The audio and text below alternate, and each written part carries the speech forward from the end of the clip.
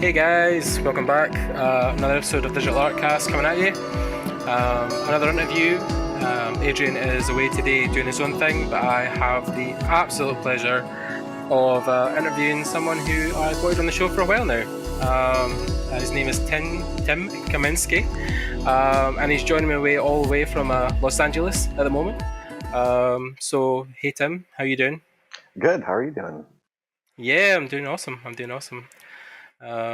Yeah, so I've actually wanted to get you on for a while now, but of course you've just moved recently. You're out in Los Angeles now, working at Wonderstorm Studios. Is that right?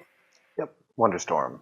Yeah, I just Awesome. moved out here about a month ago from South Carolina, and yeah, I started as an art director, and yes, that's where I am right now. Wow. Cool. Is that your first art director gig, or have you done that before? Or I've done art direction a few times before, a few different studios. Mainly, I've focused on concept art, though. okay, right, cool, yeah, yeah, and it's weird though because it seems like one of those jobs, or so I've been told, that if you're working as a director, there's less emphasis on you making art. It's more just you driving the direction of the actual project. Have you found that at Wonderstorm, or have you still been creating concept art there? It depends on kind of what part of the pipeline you're in. At Wonderstorm, I've been creating a ton of art still. Yep. I'm also working with outsourcers and things like that. But yeah, it is true you don't create as much artwork, or maybe Right. it's more you would say as many finished pieces. So I do a lot of draw overs, paint overs, or I'll do Oh, concepts okay. that are a lot rougher, kind of to get the Right. idea across. Right. Okay. Yeah. Cool. Cool. So yeah, I mean, we were talking about this earlier, but when I was finishing off my honors project for university, I kind of came across your stuff at random, and I just loved your style. Which, if people haven't kind of seen it, obviously I'll leave Tim's links below, so you can check out his art station. But yeah, just the kind of breadth of work that you've done, and you had this kind of conversation earlier about how you love geometric shapes, and your kind of blues and teals. I'm almost stunned to ask how you came across the style, because it is probably one of the more unique styles I've actually seen in the 3-ish years I've been kind of studying concept art. But do you find that's been informed by your use of your 3D underpaintings, or is it something that's evolved from your sketching? Or That's yeah. It's hard for me to pin that down exactly. I have yeah, always, even before I started using 3D in my concept artwork, I did always kind of strive for a more geometric approach to my drawings. So right, I yeah, think they just were more of a natural fit. The only thing though, yep, going into 3D, I have to always be careful not to make it look a little too stiff.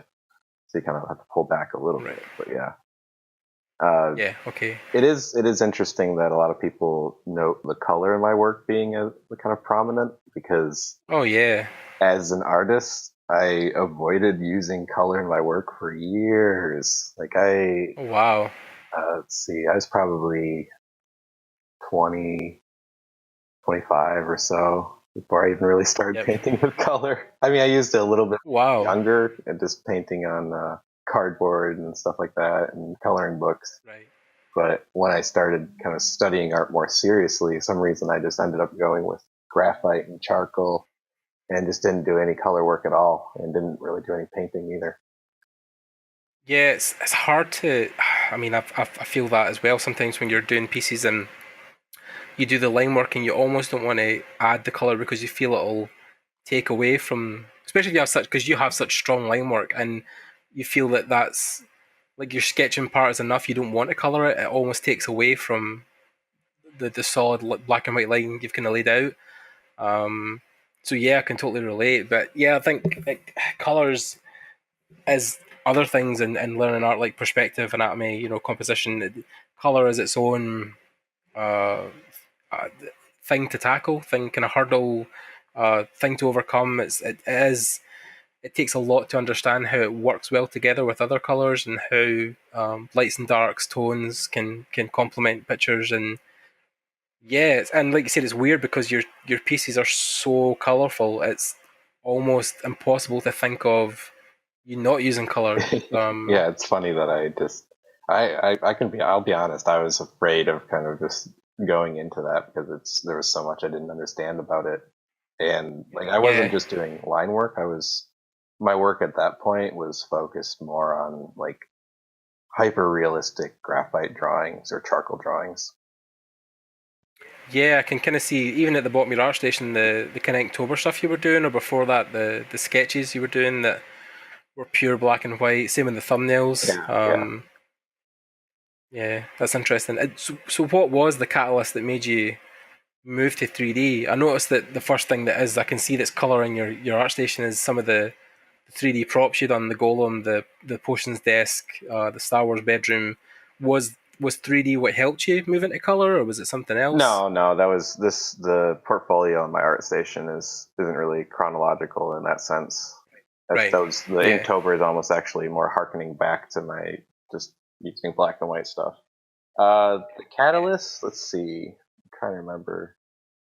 I think it was. Was it for a particular project or something, I or think what it was I was mainly focusing in traditional materials for a long time, and back when I'm doing all this charcoal and graphite stuff, like if you tried running Photoshop on a computer and you're trying to paint on it, it was ridiculous. You'd be using a mouse. I remember if you had a canvas, the canvas size had to be really tiny. Because I remember people oh right. working on computers, and these were like better computers at that point, and like painting on digitally and stuff like that. And they just drag the mouse across or fill it and just like walk away, or have to save it and walk away for like half an hour to wait for the file to save.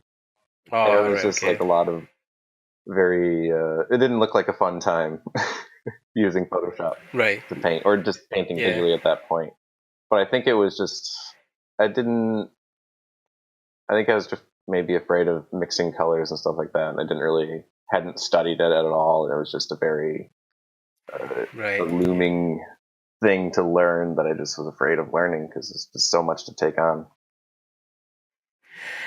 Yeah, I mean, I know I had this conversation with my friend earlier today because I'm trying my hardest to kind of move into map because I know there is work in that field, and like I said, I think we talked about this earlier how I was trying to use that as that can hopefully pay the bills and give me some experience as a map painter, and then I can also build illustration underneath that. But yeah, it's weird to think how these processes come along and how you learn these things, and I'm wondering even with color is that I don't know if you would have used James Gurney, but was he an influence at all? Have you looked at some of his books on light and color? Because I know most people I know who study color and especially light and paintings, James Gurney's books are like the bibles for that kind of stuff. Was it similar with you, or was it a different process to learn? Or I did read his books, and he even actually came to the school I was attending, SCAD, Savannah College of Art and oh wow, Design. It was funny because I was walking cool. down the street and I see this guy set up with his little floppy hat on. He's got his easel and everything, and I think his wife was there as well. And I was like, "Who's this guy? He's just sitting out here painting." And I walked past, and I was like, "Oh, wow, he's really good." And I didn't recognize him at all. And then later that evening, someone was like, "Oh, hey, you should come to this James Gurney thing," or I think I was planning on going to it anyways, but I just never really saw his face that much. And I go in the Right, yeah. presentation, and out comes that guy, and then he even shows pictures of the things he was painting, and I was like, "Oh my gosh!" Oh And it's shit. like just kicking myself so hard for not like stopping it, at least saying hello and good work or something like that, because yeah, his stuff is yeah. fantastic. I think, Oh, yeah. he's Go ahead. no, I was just going to say his understanding of light and color. I mean, obviously he wrote the book on it, but like when you look at some of his plein air stuff, it just speaks volumes about his understanding about how light works Yeah, for sure. and how color mixes. So yeah, Yeah, his book definitely helped me. I don't think it was really like the main catalyst necessarily, right, but yeah, I would probably say digital painting and Photoshop was kind of like the main catalyst for that.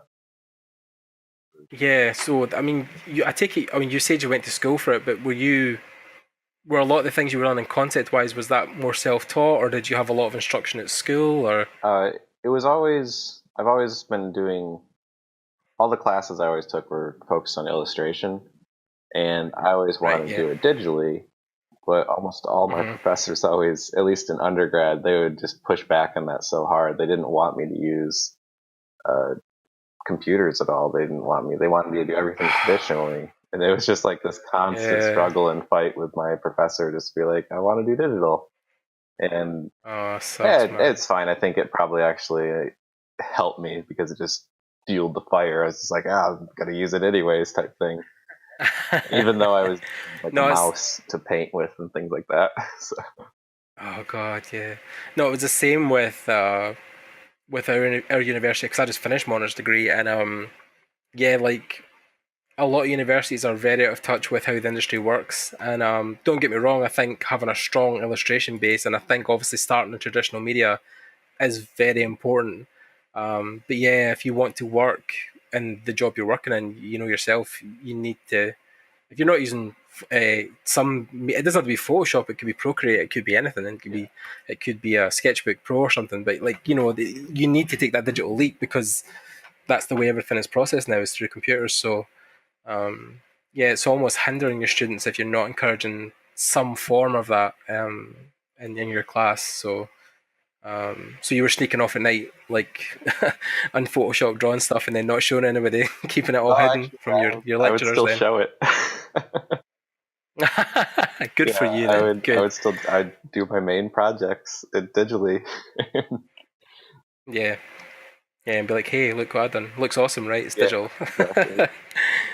Yeah, I can understand that because yeah, there is a whole school of thought of your foundation needs to be as strong as it can be, which I totally agree with. I mean, that's one of the things I would say I lack is a strong foundation in the fundamentals, like perspective, like line drawing, anatomy, that kind of stuff. So, um, yeah, there's definitely a need for that stuff to be as solid as it can be, but there's no means that you can't use stuff to help that, like photo bash and like Yeah, 3D. I think Um, digital isn't really the reason that you might not be, but maybe fundamentals are focused on. I think it's just digital does leave open all those awesome things you can do, like using 3D and things like that. But yeah, you should still have fundamentals done, but you can still do your fundamentals digitally. So yeah, I haven't even done yeah. that many paintings in actuality. I think 5. Yeah, I was going to say because your ArtStation is one of the most complex and full I've ever seen. Like it's it's absolutely littered with paintings and sketches and some of the guys I've seen on the pro side, maybe have 10 pieces in total. But again, maybe they're just showing the best stuff. But yeah, yours is rich with content, which I love because it shows your range and the stuff you can work on. Um, because yeah, not everything you do is what I would call stylized or you know I say the word is cartoony, but that's probably not a great way to explain it. But yeah, it has that bright color, large Yeah, really shapes. strong silhouettes and very colorful and yeah, Yep, stylized. It is yeah, yeah, cartoony as well. I think that's more probably the uh, people who yeah. Probably the reason you're working on a cartoon series at the moment. So yeah, yeah. No, because I know a lot of people were saying on your Facebook and stuff like that when you were sharing the Dragon Prince stuff. They were like, "Oh yeah, that seems like 100% your style, and I can see why you wanted to work there because yeah, it is very reminiscent of the stuff you draw or the style you draw. And yeah, I know obviously the project uh, drew you because of the director was obviously involved in Avatar, The Last Airbender, yeah, and the guys at the studio were super talented. But it did seem like it was fitting what you were making at the time. The stuff you were working on. It did seem to be along those yeah. That lines. was actually it. They actually found me, and because I think they liked my portfolio and my style matched as well, and so then it was Right. kind of like we just chatted back and forth from there. So Cool, yeah. nice. And was that a kind of scary prospect of moving to LA and working there? Was that something you had to kind of think over a while, or were you just kind of like, nah, like I need to go and At this is first, it? I And was just like, no, I don't want to move at all because I had a lot of preconceived notions about what LA was. So I was just like, and Okay, you know, yeah, I was doing my own thing. I've been doing yeah, freelance. I was working for a number of studios at the time already. And I was quite busy. And I was right. thinking about considering expanding out and creating a sort of a studio just to do concept art, which I probably will still do that at some point in my career.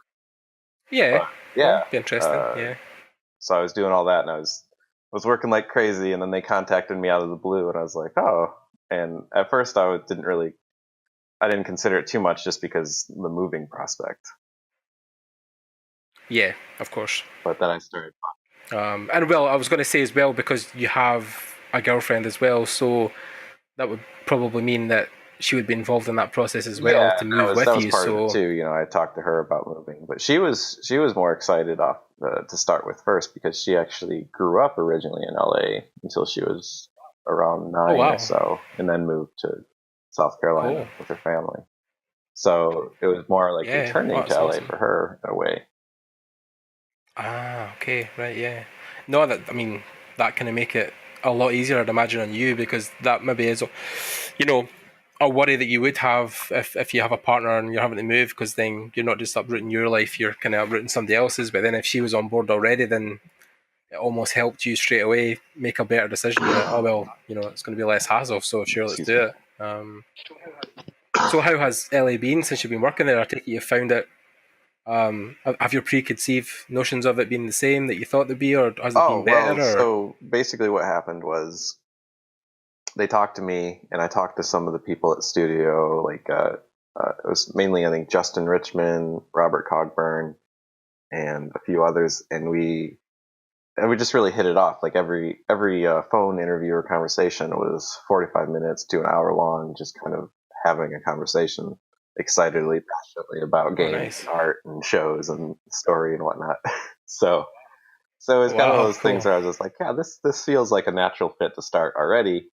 And then after we talked a while, and they invited me out to LA, and I brought Megan as well, my girlfriend, Right. and we just had a fantastic time. Even though we had a ton of issues with our luggage, a separate story.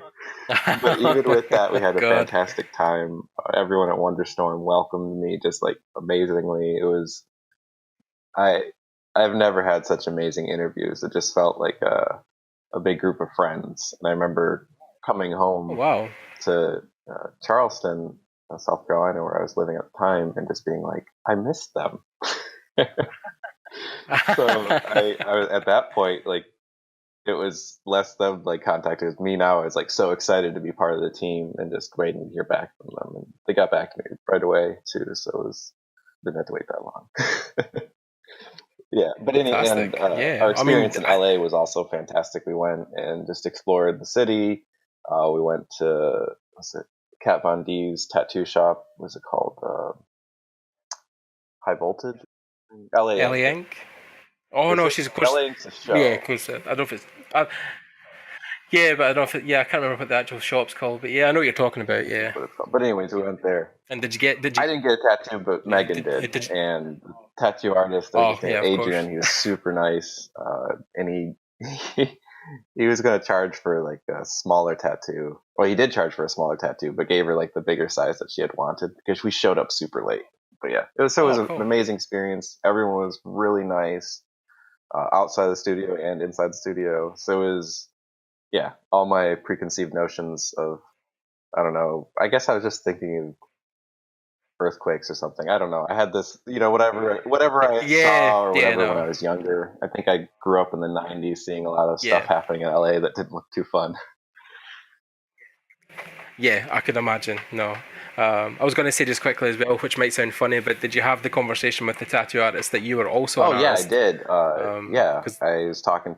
After a while, just sitting there waiting and stuff, I was talking to him. He was really nice. Just, I think Megan had passed out at this point or just falling asleep while she had that too. But I was talking to them the whole time, and we ended up adding each other on Instagram or whatever like that, or talking to each other on Instagram for a while after. Still, so he was oh, a really cool, nice guy, and nice. yeah, we talked about just Yeah, no, it's yeah, no, it's always interesting because my tattoo artist at the moment, Kyle, like was always kind of interested in what I was doing, because obviously the first conversation we had was about art, and I said, "Oh yeah, I'm studying to do art, and I'm doing this at university, and I want to work in this job." And he was like, "Oh shit, because he was in a kind of punk metal band back in the day, and he decided to turn art into a career, and he became a tattoo artist, and his illustrations are really super awesome as well." And um, yeah, it's always interesting when you're getting tattooed, because tattoo artists will commonly work on people who aren't artists, but want tattoos. So it's always interesting, I think, for them when they meet people who are also artists, because then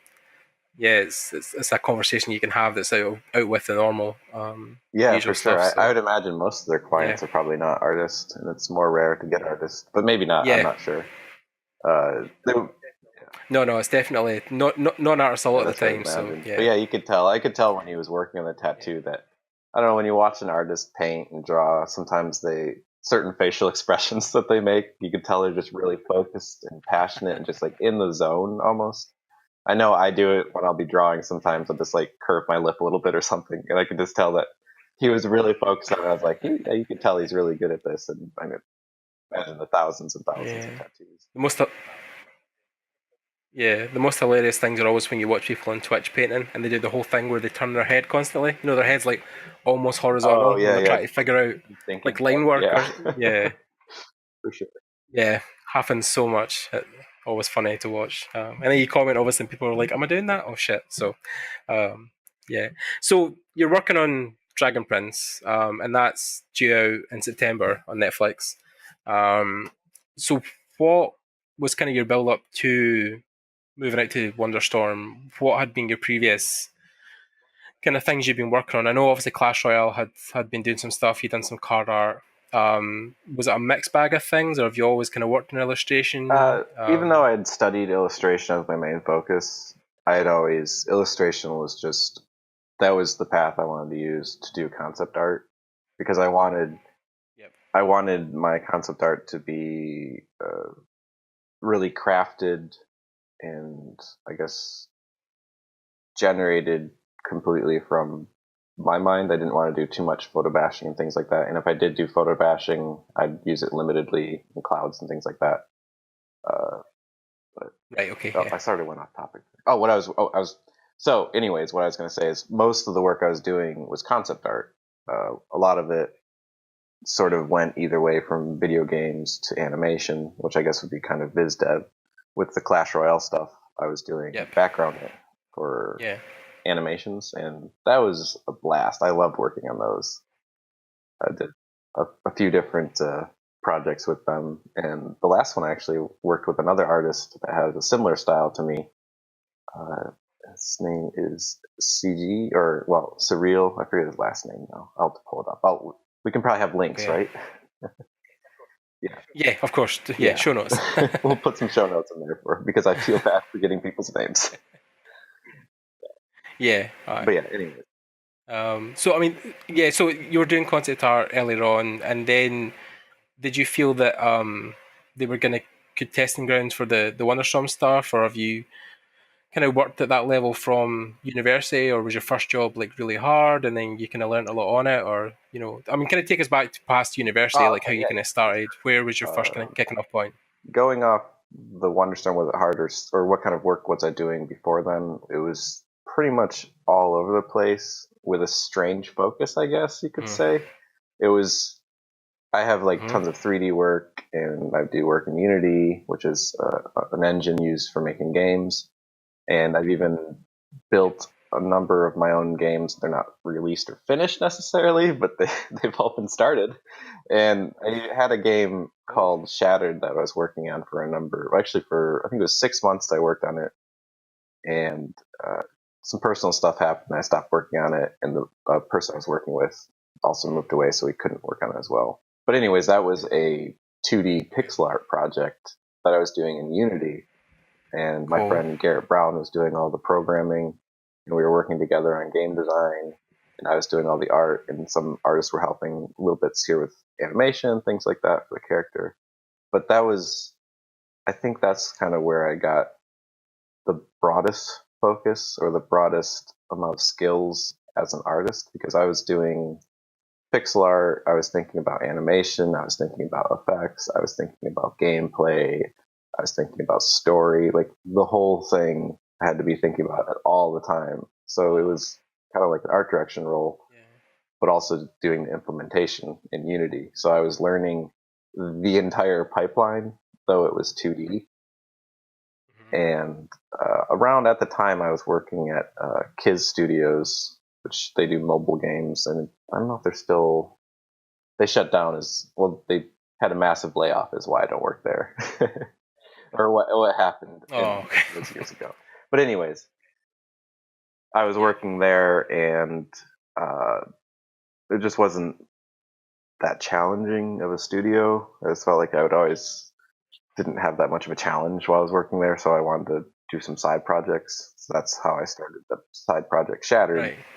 and that kind of got me in the idea of just making games. And I'd always wanted to make games since I was younger, but that was the first time that I really took a step towards making games and found out how possible it was. And that just got me super passionate about just wanting to make games, wanting to do the entire pipeline, the whole process. And from there, my father passed away, and that's kind of the catalyst of why I stopped working on it. And then my friend, that Garrett Brown, he moved away, so we couldn't really work on it either. And a lot of stuff happened then, and that was just kind of reorganizing my life, I guess. Yeah, I could imagine it. And obviously, condolences for your passing. You know, your father. It can't be easy, but yeah, it's one of those things. It's always a life-changing moment, and I've had people, friends of mine, who've faced similar problems, and it's never easy. But you try to make your life move forward in a positive way, and remember the good things. And that's kind of the way I look at it. Is my father lives on through me, so hopefully I can take the good things that he was and pass those along to the next generation of whoever, people, or share it, whatever. Of course, yeah. With the thing of Shattered, I think after I was working on that, and kind of my new step was sort of, I wanted to give back to the community that I had sort of, I've always followed tutorials and consumed all these tutorials and references and everything out there of how to draw and how to paint and YouTube and whatnot. And I just wanted to kind of give back because I felt like I knew enough stuff to sort of help other people out as well. So that's why I started doing Twitch and YouTube streaming and tutorials and things like that. And I love doing that stuff, and I wish I had more time to focus on it right now and do some more of it. Yeah, it's always hard when you want to make those things, because I think someone always said there was a saying. Someone said, I forget the context or where it was, but they say that the idea is where you take the elevator up, your job is to send it back down, or like the forward type idea, I guess, is the other concept. Pretty much, because I think one of the first talks that really struck me was a couple of years back when I first met Titus Linter, and he had a whole talk on sharing information, and it's very important because it then creates this system where people can learn rapidly, more people can get in the industry, people can improve quickly, and it also helps you as an artist because teaching reveals so much about you as a person, how you learn as well, and how you teach and how you interact with other people. So it's always a good tool for you as an artist to teach people because it does help you not even just as an artist, but obviously to just be a better human being sometimes. So and then with art direction, obviously you are then instructing people and helping them grow as well in their roles. So teaching obviously is kind of part of art direction. It's not just managing people, it's also helping them grow within the studios. So I would take it, if you found that within doing art direction, it's a good opportunity for you to help people who are working for you or who you're working with. When I was talking in talks with Wonderstorm to be the art director there, or be an art director there, that was one thing I was thinking about. And actually, a huge straw is just to go and grow with a team and teach and learn, be a mentor, and also just that's super appealing to me because I'd always wanted to teach as well. That was the reason I attended SCAD Yeah. to get my master's, was to put myself in a position where I could teach at a professional or at like universities and stuff, if down the road I wanted to do that. Yeah. Which is yeah. Yeah. That's interesting as well because I mean I just finished my what's not a BA, it's a BSc. It's actually a science degree. It's because it's there's so much computer work involved with 3D. So I actually got the opportunity to go study a master's at the Glasgow School of Art, and I did turn it down. And, well, initially I wanted to go, but then I ended up referring it because I thought, how can the masters help me? You know, how would that benefit me? But have you found that it has helped in your journey as an artist, or are you quite happy you went and done your master's degree? Or Yeah, for sure. I'm really happy I did, because if I think about it, that's so much life experience I wouldn't have experienced, or it would have been different. So in that regards, for sure.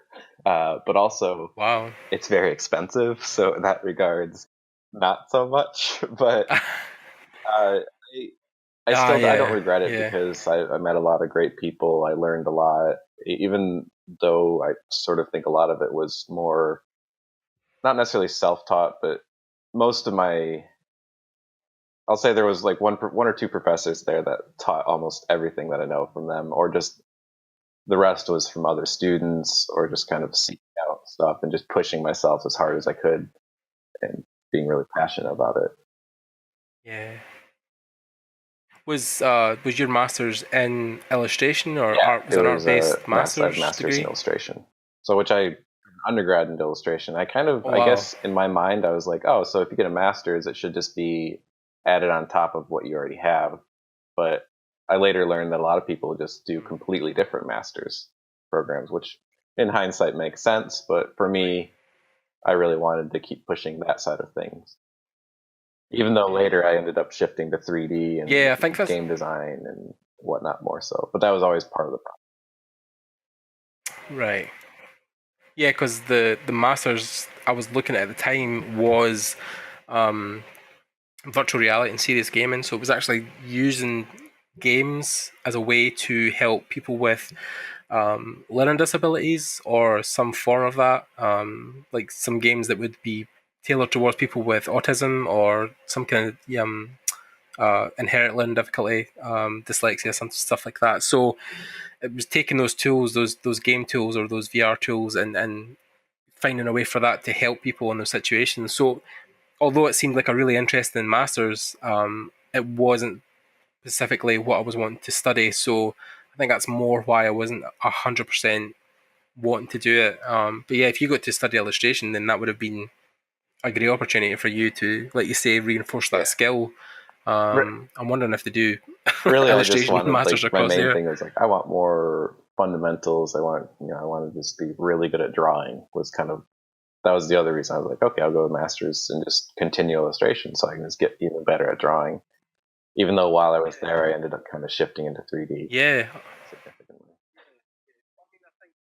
yeah. Well, I mean, I think 3D almost is a given now with modern day pipelines. I mean, it does help in terms of processing speed. I think it's almost hindering yourself if you can't incorporate into your work. I think it does help on multiple levels, and I think speed is one of them. But I think the good thing about your art is that you use it just enough. It doesn't feel like you're leaning on it too much, if that makes sense. Like there's enough of the process of 3D in there that you can feel the painting out once you've blocked in the initial shapes. And with your skills in painting and illustration, you can then take them to finish, and it doesn't feel like like a lot of people who use 3D basically as a crux to get away with not bothering about perspective or scale or composition. It's almost like they have 3D and photo bash and they don't need to learn anything. I think that's what I was kind of airing about earlier, is that people rely on those tools almost too much now and don't pay enough attention to, like you said, the Yeah, I think fundamentals of it's drawing. important to have really strong fundamentals, even if you are using a lot of 3D, 2D, or whatever photo batching. I think Yeah. 3D is definitely the draw. Is that, oh, hey, you can help with perspective, and I think that was one of my things early on. I was just like, I can do perspective, but it just takes a long time. Mhm. And so it's good to know perspective, but still, and be aware of it, and still be able to draw without it, because you can't always have 3D, and sometimes you have to doodle on napkins and things like that. But Yeah, oh, go ahead. definitely. I mean, no, I was going to say that I remember meeting an art director a few years back when I was talking to him about working at a studio, and he handed me a notebook or a sketchbook that was literally the size of my hand, and every page was just filled with absolute gold. Because his illustration, he was actually a comic book artist before he had moved into games and cinematics. And yeah, like I said, if someone has that strong illustration background, you can tell straight away how strong their ideas can be, especially when you've got that. Because you have a million ideas in your head, but illustrating them on paper and making them come alive is hard because then the technical skill gets in the way. But if your illustration is strong, then there's less barriers for Exactly. Yeah. those ideas to flow I out still into I you. still need to Yeah. push my fundamentals, Um, because like I still have barriers in certain places, and it would be nice to. I don't know if anyone ever achieves like Zen drawing, but it'd be nice to reduce some of those. oh God. Yeah. I don't think anybody's ever going to be, happy, especially with artists. It's always an evolving process. And, um, I've been lucky enough to actually get offered a kind of mentorship with an illustrator at the moment who works within quite big companies, and the stuff he was getting me to do, or is kind of still getting me to do the fundamental stuff. It is frustrating because you're trying to replicate things one to one, and it is hard because you've not trained that muscle enough. So things like head studies and hands, excuse me, you're trying to replicate them one to one, and because you lack that the eye, the observational skill, you're drawing what you think you see, but you're not really. You're drawing what your mind thinks it sees. So it's almost a transformation from the paper you're looking at to your head back down to your hand.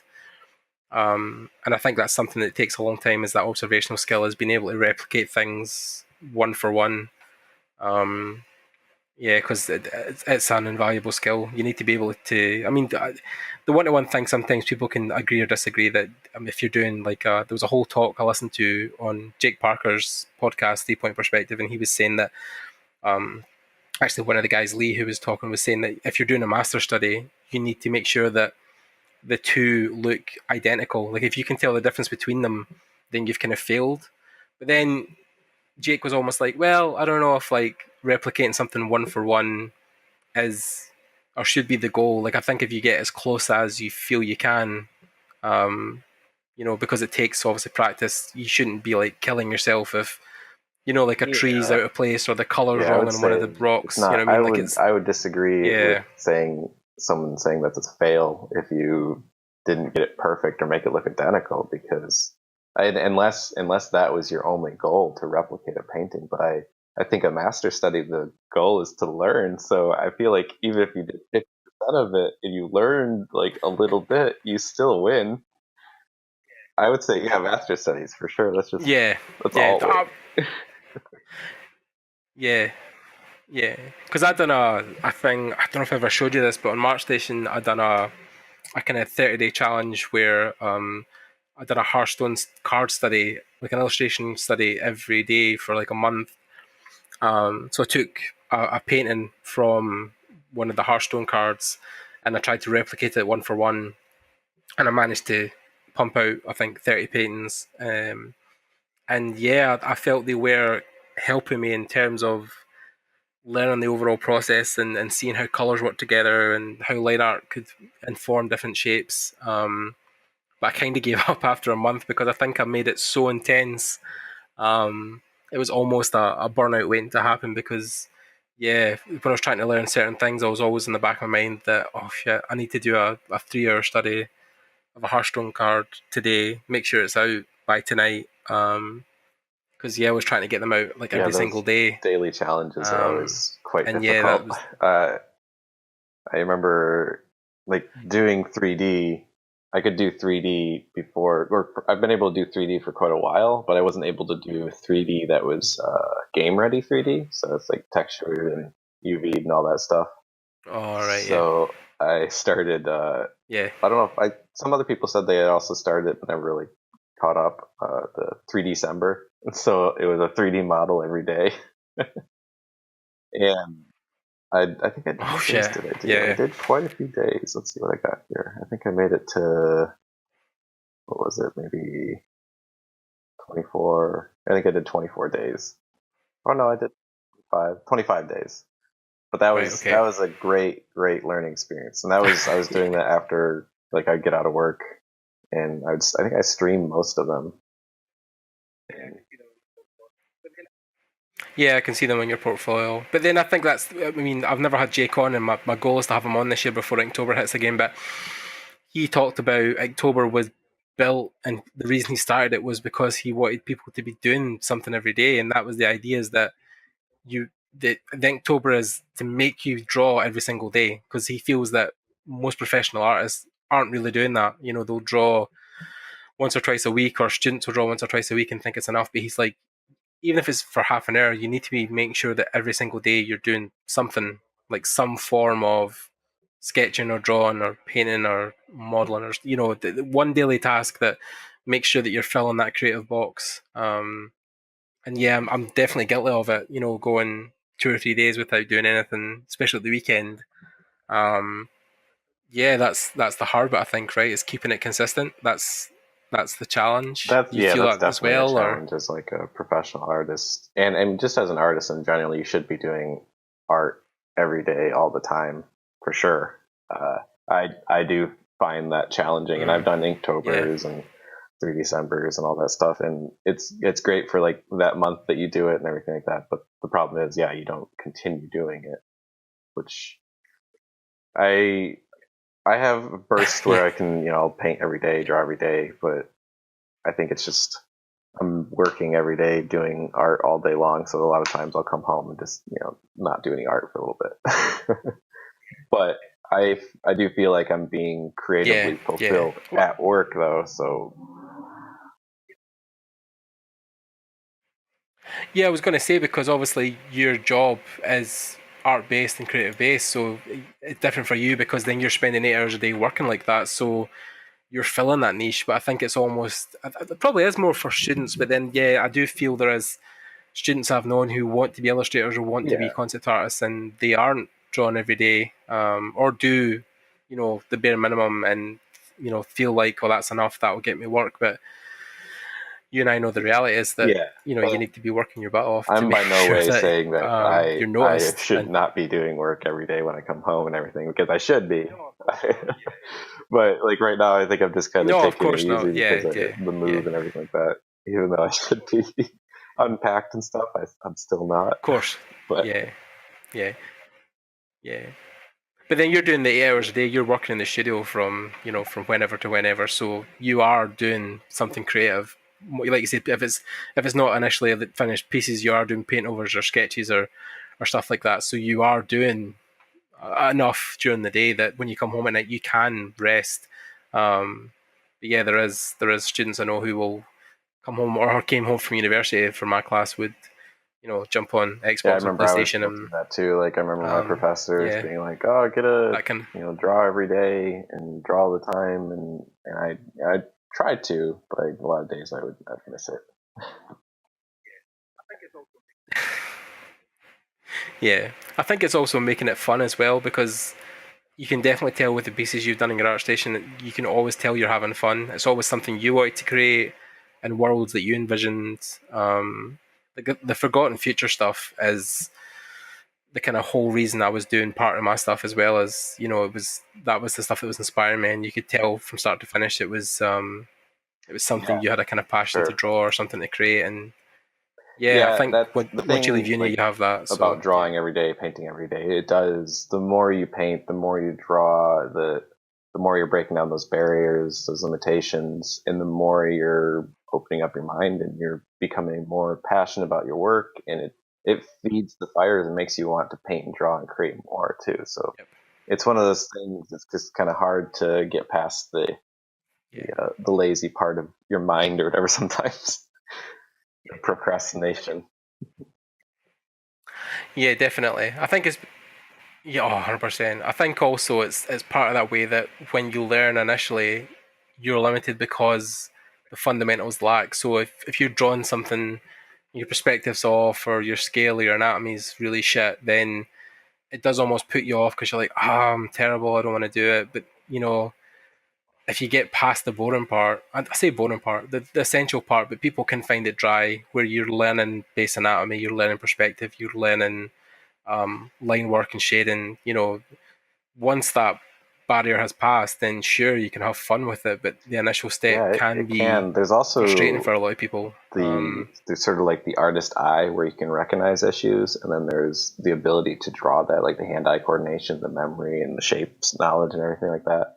And when those two aren't aligned, it's very frustrating. Like if your eye bypasses your ability, it can be very frustrating because you can see all your errors. You just have to Oh make god, sure to yeah, be like to understand that's part of the process. Like you're not going to draw things perfect first time.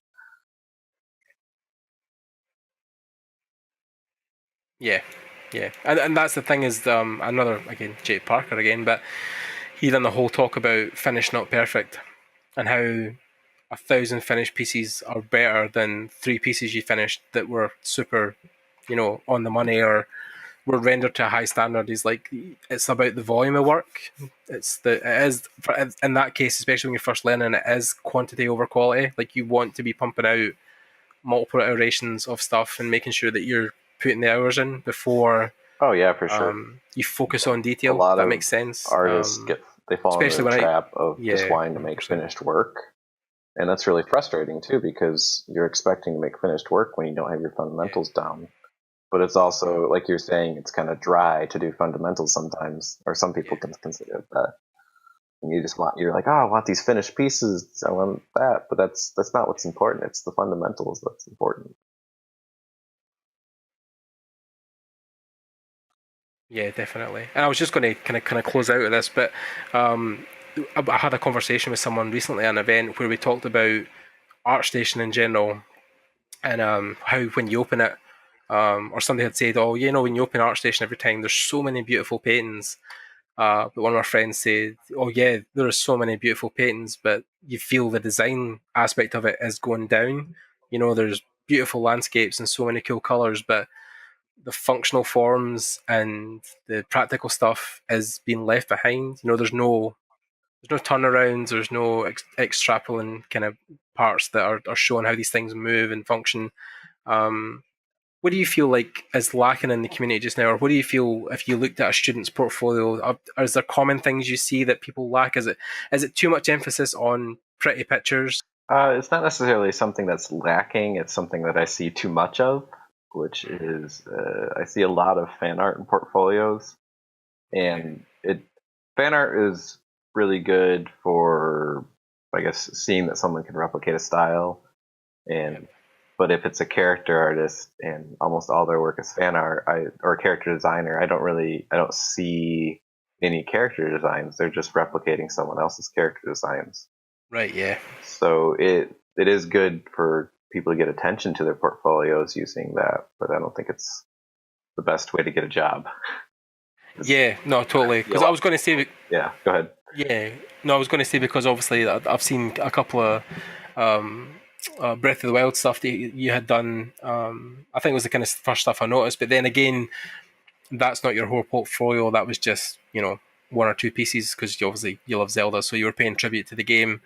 But then Yeah, I take it that I'm not saying it's a problem to pay tribute at all. I mean, fan art is super fun to do too, and yeah, it's fun to share that stuff, to share your passion. yeah, totally. But then obviously just don't focus on it. Just don't make sure that your whole portfolio is just that. Yeah, if you're a character designer and your character in your portfolio is all fan art from other character artists, then you're not really showing an art director or a studio what you can do. You're just showing that you're good at maybe your fundamentals or something. You're good at creating Yeah, stuff that replicating already stuff exists. back over. Replicating this. Yeah, yeah. And again, with design aspects of it, do you feel like again there is the too much of the pretty picture phase? Do you feel like people need to reinforce functional design stuff? Do you feel that's a problem with an art station or? Yeah, not. I guess. Yeah, I do see a lot of sort of. I guess the other thing I see too much of is just sort of like just like sexy characters with nonsensical armor and nonsensical design, and Yeah, or just like sexy characters without a good core design to the character. Like yeah, the sex appeal is the design of the character. Apparently, it doesn't have anything deeper. There's not any yeah. storytelling there. Someone was telling me the other day that the ArtStation is kind of going the way that it used to be before. You know, it used to be that CG Hub was the thing that Mm-hmm. used to be the place that, and that was what the problem with that was getting eventually was that there was so much shiny boob armor everywhere that it kind of drowned out the other, you know, fantastical designs or stuff that was actually interesting to look at. Yeah, Um, and there can be characters that are like appealing sexually, but also good character designs. yeah, 100%. And I don't know if that's because obviously you go on the trending pages, and I don't know if that speaks to the audience that's consuming it, but most of the stuff that is trending is typically female and typically scantily clad. I mean, I know even just looking just now, I'm browsing and I can see the first 5 or 6 rows. There's at least 7 or 8 females in armor or anatomy studies, naked women basically. So, in fact, actually, one of them's a fan art for Cyberpunk, and yeah, it's views and stuff kind of tell the story of why it's trending. So, um, yeah, I know what you mean. Yeah, At the same time, there's just copious amounts of amazing concept art on ArtStation as well, and yeah, I feel like uh, ArtStation does a pretty good job of kind of maybe not necessarily monitoring, but sort of having like the picks page in yeah, community and sort of making sure the focus is on concept art and art for games and art for animation. Just because you can see like at their top page, it's usually yeah. features really outstanding artists that are bettering the community. Totally. No, I agree. And then, I mean, there is a place for this sexy art, and you know, if that's people's bag, then I mean, 100%. Like, there's nothing against it, but you don't Yeah. want it being overpowering actual good functional design within And art stations. there's a So career for that too. You know, it just depends. Like if you're trying to get into the industry for concept art and like portfolios I'm looking at, I want to see someone who can create new characters and has their process and things like that. I love seeing people's process because it usually tells more about the artist and the art than the final picture does. yeah, 100%. No, 100%. You want to see that flair for creating stuff or making those things or those interesting designs that you never thought could exist. And yeah, like I mean, I know I just watched a talk not too long ago about Anthony Jones was talking about portfolios, and he kind of passed his portfolio years ago before he got into the industry a while back, and said to the guy at the time, you know, what am I lacking? And the guy said, well, you know, all your fundamental skills are there. Your drawing and your painting is great. What do you want me to kind of tell you? And he said, well, I'm looking for specifically how I get better. And he was like, well, you need to be drawing stuff that like inspires me or inspires other artists. And when I look at your portfolio just now, it doesn't inspire me because it was just not bland, but it was just the normal character stuff that a lot of other people were doing. So then that's why he started doing the more fantastical monsters and stuff like that, because it was designs that people want to see, and you know, directors can look at it and go, "Oh, that would suit the project we're doing. That's awesome." You need to kind of show art directors the stuff that they want to see, not that you think they want to see. If that makes sense. I think Yeah, you feel the well, same. Yeah. I I would take that and sort of simplify it and say that you should be doing stuff that you're really passionate about, creating content that you're really passionate about, that you really want to show the world. Because yeah, like you said, usually the confusion is artists are like, oh, what I have to try thinking, I'll try making this painting and make it what they want. But really, you should just make it the best piece of art you can and think about all the aspects that make it a good piece and focus on what you enjoy and what you like and infuse that passion into creating something that works with the project you're working on or trying to get it to work on or whatever. No, 100%. I agree. There's a guy specifically just now that I kind of follow on ArtStation, and his name's Nicholas Cole. Do you know the guy at all? Yeah. Yeah. So a lot of his stuff. recently I've been super inspired by. I actually got turned on to his work because one of my friends, Max Berman, was making a game called Sleep Tight, and Nicholas done a lot of the character stuff for that, some of the monster design and the kid design and stuff, and yeah, like his portfolio definitely is one of those I would look at and say, that guy knows how to imagine characters, can really bring those guys to life, and I think he's also a good example of stuff you kind of should be doing. You can tell there's passion behind his drawings. Oh yeah, for sure. Like the color and the characters, and he has also like Yeah. his redesigns for Spyro and things like that. Oh yeah, the Spyro stuff was awesome as well. So yeah, it's yeah, definitely awesome portfolio. Yeah, Again, I'll probably link in the show notes, but yeah. yeah. Nicholas worked on. He did a poster. Like there was this game Hob from Runic Games, which the studio sadly shut down now. But Right. Runic had gotten a few different artists to do a poster, and he was one of the three artists. I did one, he did one, and then one of the artists at Runic did one as well. Right. Also, I mean, look Yeah. at his mustache. Yeah. You can't, obviously, with the visual representation. I'll try and put a picture on YouTube just now, but I'll link this all in the show notes. But yeah, Nicholas is one of the portfolios definitely that is standoutish on ArtStation. You can see his stuff a mile away. Also, I love the fact that sometimes you can look at somebody's stuff and know it's that artist. Like I have noticed that with your work, if you post something new or there's something that I've not seen before, but I see it again, and like without even looking about who posted it, I'm like, oh no, that's Tim's work. So yeah, it's That's good to hear. That's yeah, yeah, really. but that's good though, because style is like that could be another whole hour podcast. But style is a thing that yeah, you spend most of your life trying to define your own style, and yeah, it's almost one of the most difficult things. It's not even a technical skill. It's just making your stuff look like you or the way you Yeah, want to look. I kind of Yeah, feel like that. I remember being in school, and like that was a very big conversation. Everyone always was like, "Oh, I gotta find my art, my style, find my style." And I wasn't really concerned with it because I was just like, I'm just gonna draw. And I feel like if I just draw and paint, that'll just come naturally because everyone else is stressing about finding their style. And I was like, oh yeah. you're seeking this elusive thing that I think if you seek it, you're not going to find it.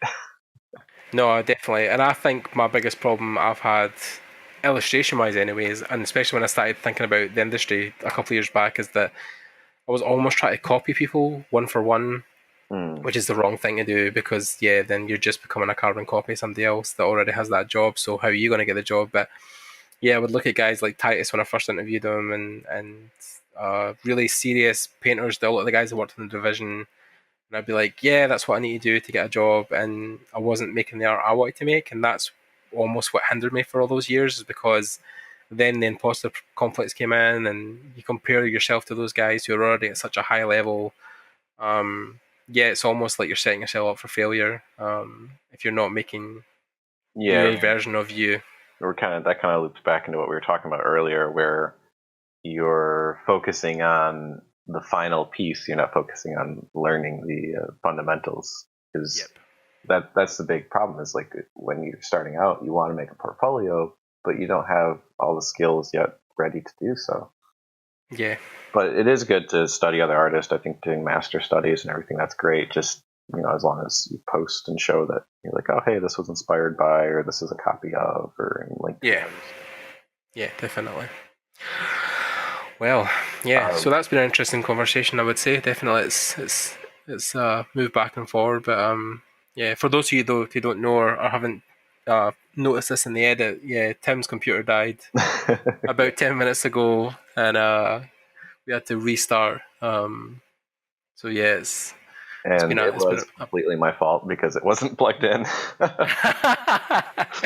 yeah, it I was one of those. Yeah. At first I was like, I could act like the internet. I was like, no, I'm just gonna, yeah, I can't not lie. I mean, I can't, no, I mean, I can't lie. It was totally my fault. No. Um, Yeah.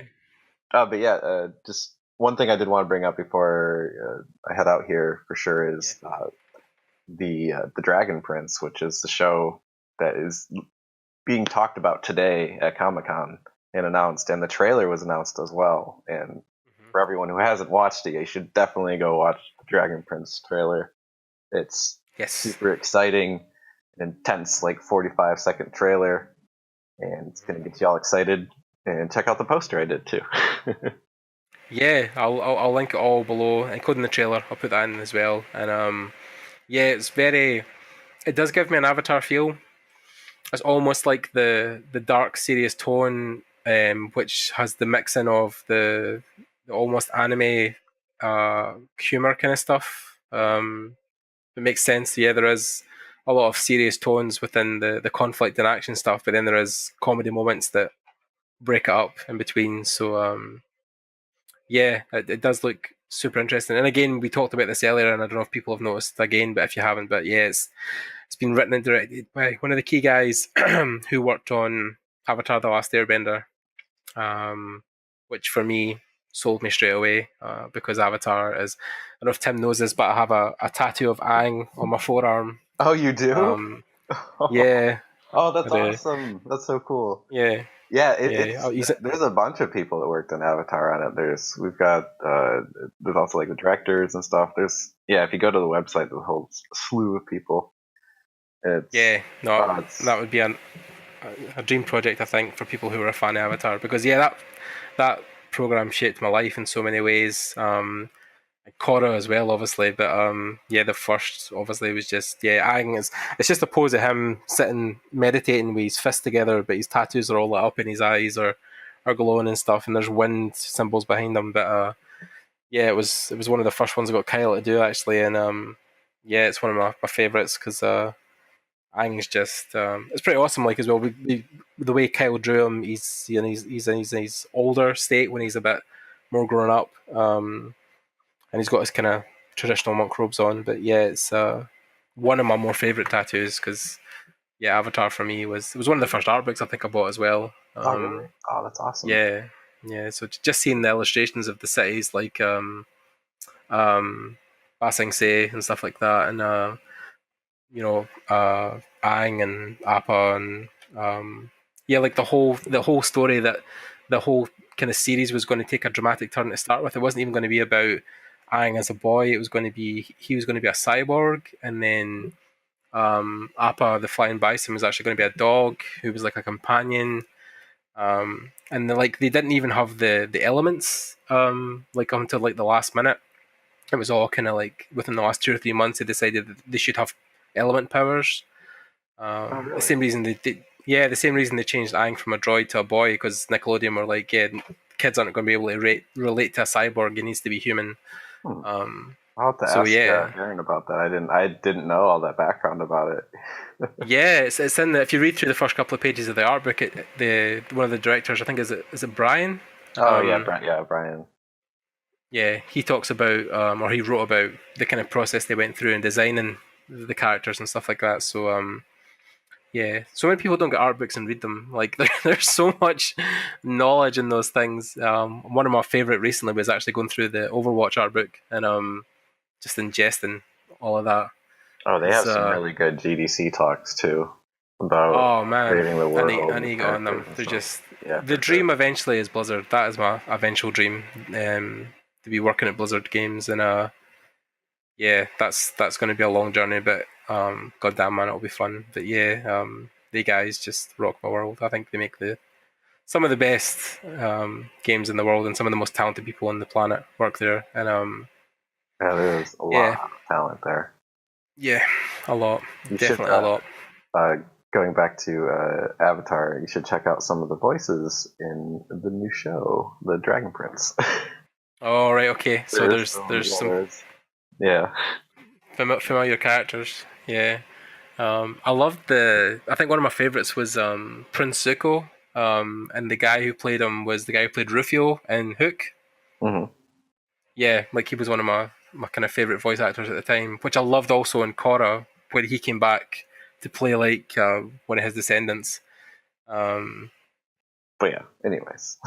Yeah, I can't announce anything or anything like that. But there is a bunch of information that was announced from GDC. Okay. Or not GDC, sorry, Comic-Con. San Diego Comic-Con. Yeah.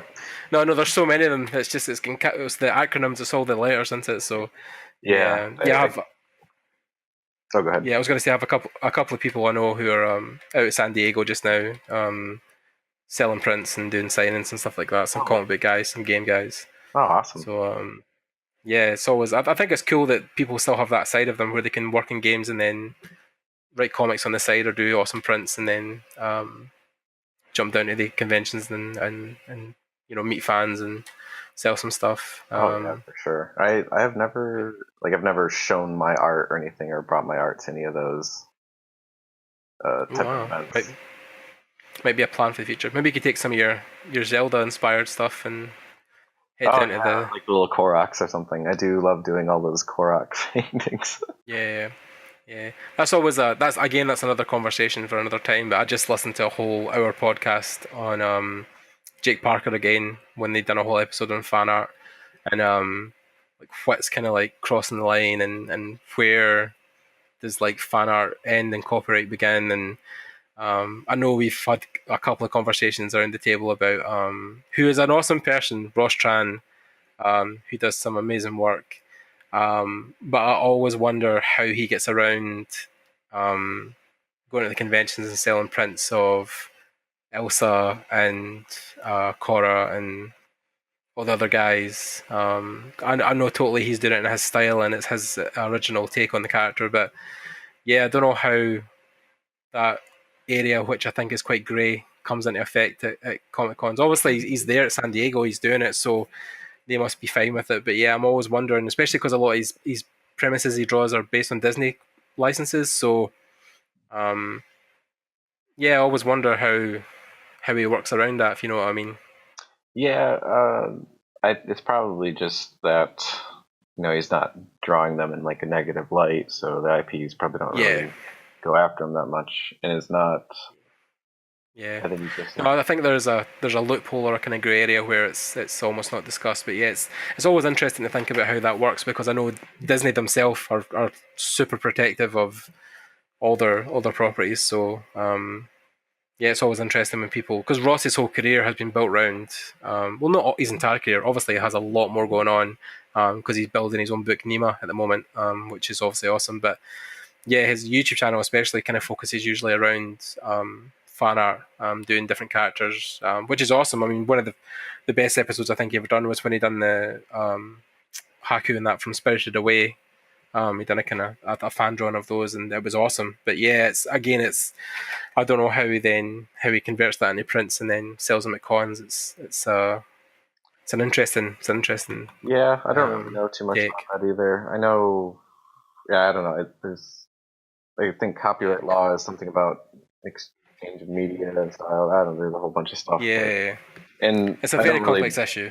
Yeah, and I don't blame the company and studios protecting their IPs when they try to stop people doing stuff like that. Just because a lot of things I think people forget is if they let one thing slide, then that's almost like they can. What's the floodgates open for the rest of stuff? Yeah, and then people can use that in court. Be like, oh, well, you let this person do this. Why is it okay? Yeah, totally. No, I can understand that. And keep that idea and the IP. I was going to say as well, you'll see the Dragon Prince prints and character copies coming up at conventions. You'll see them just littered. And that's funny though you say that because Jake Parker was actually talking about how he made the guys for his latest comic, and he had noticed he had been to conventions where he'd seen his characters as like fan art prints, almost like people had not directly copied but done their own interpretation of his characters and were selling prints of it. And he was kind of like, like it's such a like. Do I kind of talk to them? Do I say something? So yeah, it's an interesting take. So yeah, where yeah, definitely, and definitely interesting. It's again, it could be another whole hour podcast talking about this, but yeah, interesting. Anyway, okay. I was just gonna say, Tim. Like, I don't know. I think it's flattering when it's not like I just think it's flattering when people draw stuff, as long as they kind of harken it back to you or like tag you in it and be like, hey, I was inspired by so and so and did this. Yeah. If they try to use it as their own art and be like, I did this original thing, then that's a whole other story. But. Yeah. Jake was saying something similar. He says as long as people would call out and say, you know, this is heavily inspired by Jake's character, or this is exactly inspired by Jake's character, and he's fine with it. He's like, that's fine. But he has some people who've posted stuff that have said this is my original character, and obviously it's not. So that's when it starts crossing into that's the when danger zone. Really, it hurts. Like I can't imagine like the artist doing it and not really considering that. Like have some empathy. Yeah, no, definitely. I can totally imagine. But then on the flip side, when someone does a painting and they do credit the original artist or say this was inspired by the artist, that is the opposite feeling, and it's amazing. And it's like I always, when people do that, I'm just like, oh, it makes me smile so hardcore. It makes my day. So yeah, get on the Dragon Prince inspired stuff then. yeah, for sure. I've been seeing a lot of drawings and fan art of the Dragon Prince, and it was awesome because we announced with just that poster, and Oh wow, it was I had just painted the back of the characters. That's all it is, and all the information right. people gleaned from that was amazing. And just people they were turning the characters around and being like, "This is what their faces might look like." And it was Oh cool, awesome to see that. I saw the excitement already. nice. Just the poster. I'll let you get on with the rest of your day, Tim. Okay, well, So, yeah, thanks for having me for sure. It was yeah, a of pleasure course. talking to you, Gordon, and yeah, I look forward to hearing more of your podcast. I'll have to listen to it now that I've been on it. Okay, man. Okay, guys, thanks for sticking about, and yeah, check out the links I'll leave below for Tim's work and everything else, including the Dragon Prince. And yeah, thanks, Tim, for coming on, and speak to you guys later. Bye.